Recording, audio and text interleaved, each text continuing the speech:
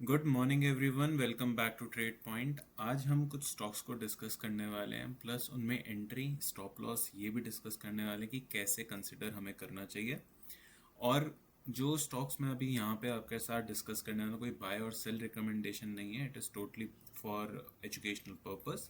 तो आप इस चीज़ को ऐसे अंडरस्टैंड करो कि मैं यहाँ पे बस एक चीज़ शेयर कर रहा हूँ, जितनी नॉलेज मेरे पास है I am just trying to share it with you all. तो फर्स्ट हम देख लेते हैं पॉलीकैब को। ये वीकली टाइम फ्रेम है। तो वीकली टाइम फ्रेम पे अगर हम देखेंगे तो इस स्विंग का ब्रेकआउट हमें यहाँ पे मिला है। अब हम डेली पे शिफ्ट करते हैं। तो डेली टाइम फ्रेम में क्या हुआ, यहाँ पे स्टॉक के रिजल्ट आए। स्टॉक के रिजल्ट्स के बाद एक बहुत ही अच्छा मूव आपको स्टॉक में देखने को मिला। सो यहाँ पे मैं आपको पूरा एक कंसिडरेशन बताने वाला हूँ कि मैं स्टॉक में कब बाइंग करता हूँ फॉर अ स्विंग ट्रेड। ठीक है। तो यहाँ पे अभी क्या हुआ, सपोज करो आपको ब्रेकआउट मिला, ब्रेकआउट के बाद ये मोमेंटम मिला, फिर यहाँ से आप देखोगे इस कैंडल से मार्केट नीचे आया है, राइट। ठीक है। तो मैं इस लेवल को अपना फ्रेश रेजिस्टेंस मान के चलूंगा कि ठीक है, जब इसके ऊपर मुझे कोई कैंडल क्लोज करती हुई मिलेगी, it should be a bullish candle.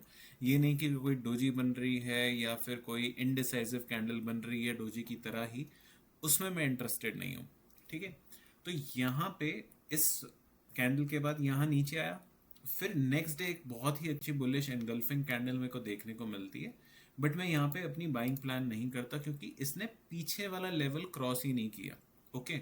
तो उसके बाद कहाँ जाके मेरे को एंट्री मिलती, मुझे एंट्री मिलती यहाँ पे जाके, इस छोटे से स्विंग का मेरा एसएल रहता।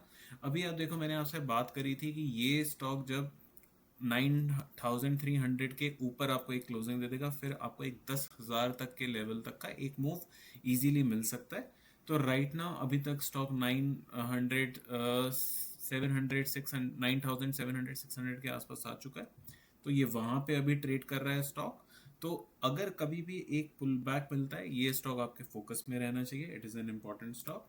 Next stock from the same category हमारे पास है KEI इंडस्ट्रीज। सो KEI इंडस्ट्रीज में आपके पास यहाँ पे एक पुराना रेजिस्टेंस था, ये आपके पास एक ब्रेकआउट आया है, this is the fresh breakout. ठीक है। यहाँ पे आप अपनी एंट्री कहाँ पे प्लान कर सकते हो और ब्रेकआउट है कहाँ पे, मैं आपके साथ पहले ये सब डिस्कस कर लेता हूँ। तो ये आपके पास हो गया एक पुराना रेजिस्टेंस। ओके। उसके बाद यहाँ पे काफी टाइम स्टॉक ने कंसोलिडेशन किया है। ये देखो, ये जो कंसोलिडेशन है ये बहुत इंपॉर्टेंट कंसोलिडेशन है। जब भी एक स्टॉक कंसोलिडेशन करके ब्रेकआउट देता है तो उसके चांसेस ज़्यादा अच्छे होते हैं एक बहुत अच्छा और एक बड़ा मूव देने के, इंस्टेड ऑफ जो स्टॉक एक डायरेक्ट ही ब्रेकआउट देके डायरेक्ट ही मूव कर जाए। ओके। तो यहाँ पे अभी हमारे पास एक एन पैटर्न बन चुका है। अगर आप यहाँ पे देखोगे, स्टॉक यहाँ से ऊपर आया, ऊपर आके रेड कैंडल के ऊपर अब क्लोजिंग दे दी। ठीक है। तो आपका अब ये एंट्री पॉइंट बन चुका है, एंट्री इसमें ट्रिगर हो चुकी है। सो यहाँ पे अब आपको एन पैटर्न की कोई ज़रूरत नहीं है, this is already an pattern formation जो हमने देख ली। ठीक है। रेजिस्टेंस आया, रेजिस्टेंस के बाद कंसोलिडेशन आया, कंसोलिडेशन आज आपको एक अच्छा ब्रेकआउट मिला। तो अब ये स्टॉक आपके फोकस में रहना चाहिए। यहाँ से अब आपको एक नया एक फॉलो थ्रू मिल सकता है स्टॉक के अंदर, एंड स्टॉक में काफ़ी अच्छे टारगेट आपको आने वाले टाइम में देखने को मिल सकते हैं। नेक्स्ट स्टॉक मैं आपके सामने शेयर करूंगा मदरसन सुमी, राइट। तो संवर्धन मदरसन सुमी में अगर आप देखोगे तो मैं पहले वीकली टाइम फ्रेम पे चलूंगा, वहां से हम शुरू करेंगे इसका एनालिसिस। तो वीकली टाइम फ्रेम पे मैंने इसका रेजिस्टेंस मार्क कर लिया, ये हमारे पास रेजिस्टेंस है। अब हम डेली टाइम फ्रेम पे आ जाते हैं।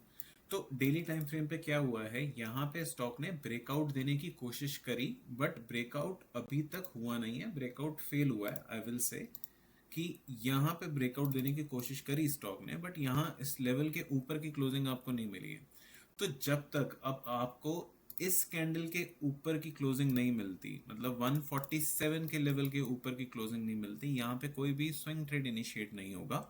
तो यहाँ पे अगर थोड़ा बहुत और कंसोलिडेशन या हल्का सा स्टॉक नीचे आता है, लेकिन आपकी लिस्ट में रहना चाहिए। जैसे ही इस स्टॉक में 147 के ऊपर की क्लोजिंग मिल जाएगी तो वीकली टाइम फ्रेम पे आपके पास ब्रेकआउट आ जाएगा। तो जब वीकली टाइम फ्रेम पे आपके पास ब्रेकआउट आ जाएगा तो यहाँ पे अगर आप देखोगे तो एक कप एंड हैंडल पैटर्न का फॉर्मेशन हुआ है। ओके। इसका अभी यहाँ पे हमें ब्रेकआउट दिख रहा है। ठीक है, 137 में एक पीछे से कप का दिख रहा है, लेकिन हमारे पास रेजिस्टेंस कहाँ पे है, पीछे से 147 के लेवल पे। तो जब तक उसके ऊपर की क्लोजिंग हमारे पास नहीं आ जाती, तब तक हम इसमें कोई इनिशिएट नहीं कर सकते swing trade, we have to wait. Okay, तो अब आपको यहाँ पे एंट्री कैसे प्लान करनी है वो मैं एक बार आपको बता देता हूँ, तो आपके पास नेक्स्ट वीक के लिए पूरा एक आइडिया हो जाएगा। सो सपोजिटली यहाँ पे स्टॉक एक अच्छा खासा आपको ब्रेकआउट देता है इस लेवल के ऊपर, देन आप एक रीटच का वेट करोगे, उसके ऊपर आप अपनी एंट्री को इनिशिएट करोगे। मोर देन अबव 150 के ऊपर अगर आपको क्लोजिंग मिल जाए तो बहुत अच्छा है, बिकॉज इस ये फ्यूचर एंड ऑप्शंस का स्टॉक है। तो यहाँ पे अगर 150 पे भी कॉल राइटिंग भी हो रखी होगी तो वो एक बार के लिए नेगेट हो जाएगी वहां से, उसके बाद आपको एक बहुत अच्छा इसमें लॉन्ग बिल्टअप देखने को मिलेगा। नेक्स्ट स्टॉक हम देखते हैं OFSS, राइट। इस स्टॉक को मैं थोड़ा सा डीपली आपके साथ शेयर करूंगा, रिसर्च करूंगा, जो मेरी रिसर्च थी उसके अकॉर्डिंगली मैं आपको पूरा बताऊंगा। सो यहाँ पे अगर हम देखेंगे तो हमारे पास सपोर्ट कहाँ पे, मेजर सपोर्ट यहाँ पे, यहाँ से ही ब्रेकआउट आया था, ये हुआ, यहाँ पे एन पैटर्न बना, उसके बाद ब्रेकआउट देके स्टॉक ने एक नया हाई लगाया। स्टॉक वापस से इस जोन को रीटच करने आया एंड अब मूव करना शुरू कर चुका है। स्टॉक ने बैक टू बैक बहुत अच्छे कैंडल्स बनाई है आफ्टर रिजल्ट्स। अब ये स्टॉक और एक इसके साथ स्टॉक है हमारे पास, वो मैं नेक्स्ट वीडियो में आपके साथ शेयर करता हूँ। तो यहाँ पे ये एक लेवल 10,000 का मेजर लेवल रेजिस्टेंस बना हुआ था, जो कि मैं काफ़ी टाइम्स स्टॉक को देख रहा था, राइट। यहाँ पे भी ये स्टॉक आया था, हमने ट्रेड प्लान किया था, but somehow it got failed कि यहाँ पे इसने कंसोलिडेशन किया। अब कल के दिन आपको एक ब्रेकआउट मिला है। अब आप यहाँ पे देखोगे, आपको वीकली टाइम फ्रेम में मैं वापस लेके चलता हूँ, तो आपको यहाँ पे एक एन पैटर्न एंट्री देखने को मिल जाएगी, राइट। वीकली टाइम फ्रेम पे अगर कल हमें कैंडल अच्छी क्लोजिंग मिल जाती है ऑन द फ्राइडे, तो यहाँ से यहाँ तक एक मूव आया, रिट्रेसमेंट आया, ये फाइनल ब्रेकआउट हो रहा है, राइट। अब यहाँ से ब्रेकआउट, तो आपका टारगेट कहाँ तक आना चाहिए, मिनिमम टू मिनिमम इस लेवल तक आपका फर्स्ट टारगेट होना चाहिए 12,000 तक। तो यहाँ से अभी भी आपके पास 2,000 पॉइंट की रैली है, तो इस स्टॉक को आप फोकस में रखो। ये स्टॉक यहाँ से एक अच्छा मूव दे सकता है, क्योंकि इसने पुराने सारे रेजिस्टेंस निकाल दिए। ये 1 2 3 4 चार बारी इसने रेजिस्टेंस को हिट किया। तो जितनी बारी एक स्टॉक रेजिस्टेंस को हिट करता है, वो रेजिस्टेंस वीक हो जाता है। तो जैसे ही उसके ऊपर प्राइस निकल के आपको क्लोजिंग करता है, it initiate your swing trading. तो यहाँ से आपके पास अब एक अपॉर्चुनिटी ओपन हो चुकी है कि हाँ यार, यहाँ तक 12,000 के लेवल पे कॉल राइटिंग हो रखी होगी, तो दैट्स आई एम सेइंग कि 11,000 पे भी रुकेगा थोड़ा स्टॉक, 12,000 पे भी रुकेगा, तो वो आपके पास सारे एक टाइम हो गया कि आप एक्यूमुलेशन करते हो।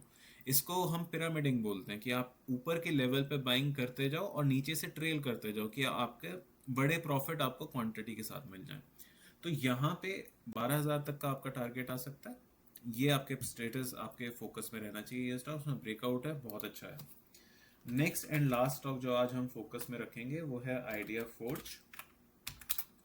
सो आइडिया फोर्ज में मैं आपको वीकली टाइम फ्रेम पे लेके चलता हूँ। पहले वीकली टाइम फ्रेम पे हम देखेंगे, ये स्टॉक 900 के लेवल पे काफ़ी टाइम से रेजिस्टेंस हिट कर रहा है। यहाँ पे इसने हिट किया रेजिस्टेंस, फिर यहाँ पे किया, फिर अगेन किया, फिर अगेन यहाँ कंसोलिडेशन किया। अब ये जो मोमेंटम आया है ना यहाँ से, अब आप इस मूव को देखोगे तो ये कितना बड़ा मूव है, 100% का मूव आ चुका है, अराउंड 500 पॉइंट्स का मूव है। तो यहाँ पे स्टॉक थोड़ा सा रुकने के बाद 900 के लेवल के ऊपर की क्लोजिंग दे, तो यहाँ पे आपकी एक बहुत अच्छी स्विंग ट्रेडिंग इनिशिएट हो जाएगी।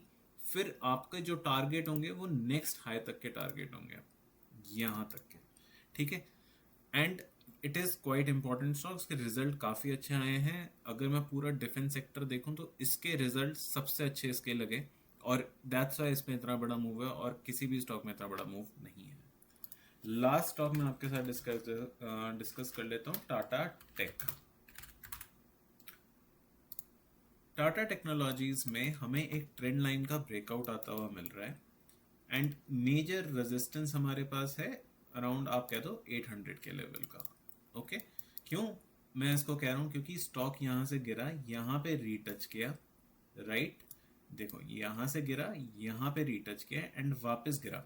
तो अब यहाँ से आपको क्या बनता हुआ दिख रहा है, एक डबल बॉटम पैटर्न। अगर ये स्टॉक ऐसे निकलेगा, यहाँ से डबल बॉटम बन जाएगा। तो डबल बॉटम बनने के बाद यहाँ पे एक आपको बहुत अच्छा मूव ऑन द अपसाइड कुछ इस तरीके से प्लान करना होगा। अभी अगर हम छोटे टाइम फ्रेम पे चलते हैं और छोटे टाइम फ्रेम पे देखते हैं, तो हमें वहां पे ब्रेकआउट देखने को मिल रहा है। इंटरेस्टिंग लेवल क्या है स्टॉक पे फोकस करने का, दैट इज, हम थोड़ा सा लेट हो गए स्टॉक को फाइंड करने में, विच इज 685, राइट।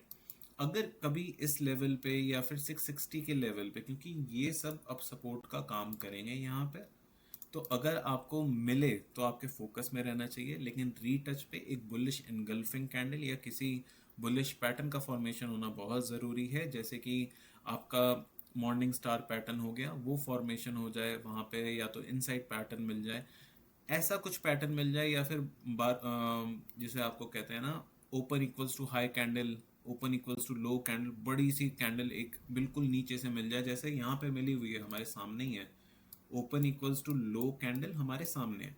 तो ऐसी कोई कैंडल रीटच में मिल जाए तो आपके फोकस पे रहना चाहिए स्टॉक। आई होप आपको एनालिसिस पसंद आया होगा। Thank you so much for watching and have a lovely trading day tomorrow.